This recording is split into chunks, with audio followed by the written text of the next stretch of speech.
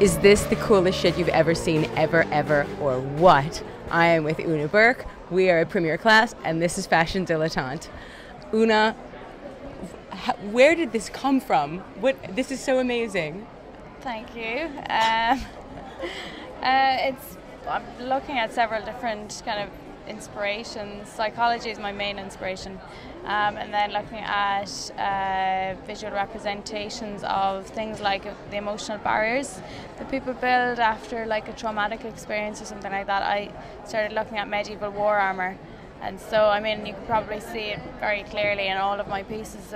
They're made up of lots of small sections of leather joined together at certain turning points. That's what makes them really structured, and then I put like a side panel that stops that movement that would have been possible normally without the side panel.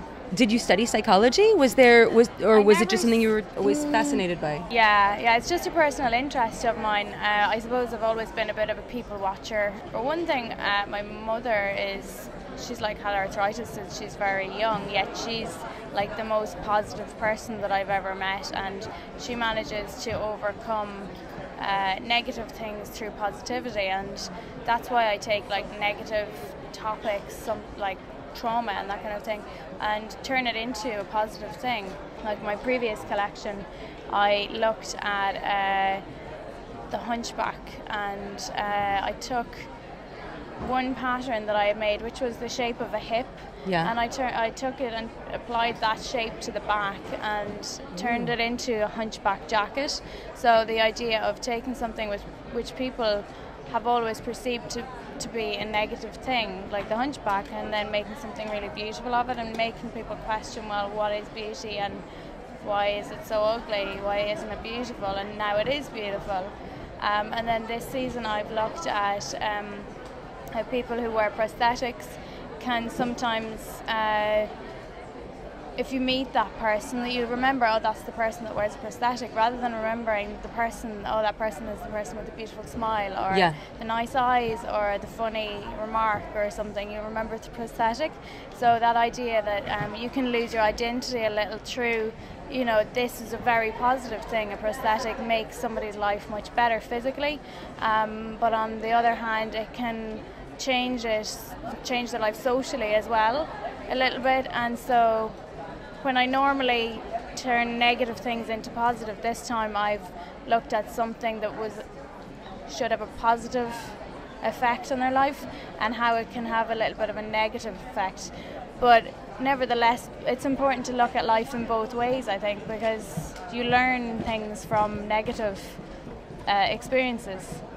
You can feel in the pieces that they're imbued with so much meaning and so much depth. Like these do not feel like fluffy pieces. These feel like serious. They're meant to be like that. And I mean, this piece here with the it's almost like a puffball shoulder, girly, pretty silhouette. Yet it's actually hard as nails. Don't mess with me. And I like that idea of the deception within things. How something can seem to be one way, but it's actually the other way. You only graduated school a couple of years ago, and the way that I had it explained to me is that you sort of took the fashion world by storm. You came out with this, and people were stunned. Happened, yeah. Well, I studied in Ireland for like 4 years, between 2009 and 1999, I know I'm giving it all away here, and 2003. And then I worked in the industry between admin roles and like design roles until 2007. And then I decided to go back to university and study a master's at London College of Fashion, and it was called Fashion Artifact. And I actually applied for the MA in Fashion Accessories because I just wanted to work with leather. And it just was like all the way along, it was a gut reaction, this is the right way to go. And I just literally had no idea what I was getting in for, but it felt right. Yeah. Invested loads of money, and I was still going, is it right? But yeah, it felt right. But you knew. Yeah, and then, graduating, I got the Off Catwalk Award from the college.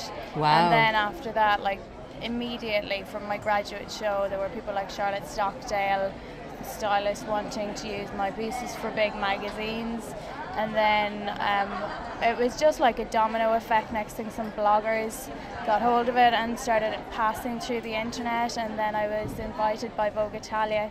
I was featured in their September issue, their supplement of Vogue Talents, New Talents.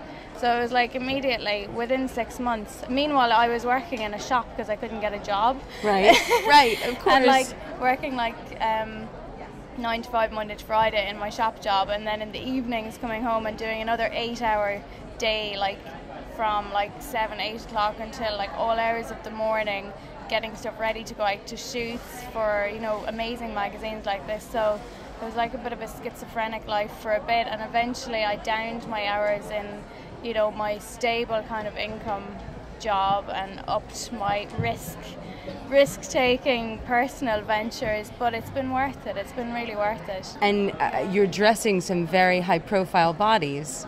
Yeah, Daphne Guinness for NARS Cosmetics, and Lady Gaga commissioned an entire outfit from me. Christina Aguilera has purchased 2 pieces from me. There's other celebrities. Nicely. Yeah, it's been fun. I mean, there's been so many amazing projects. Way to be launched out of a cannon. Good girl. You know, it's so exciting. I'm still catching my breath anyway. I bet. Yeah. Wow. This is Ùna Burke. Look out for it. And I am Jen Cohn for Fashion Dilettante. And beware, I will get you. I am armored. I will get you. Bye.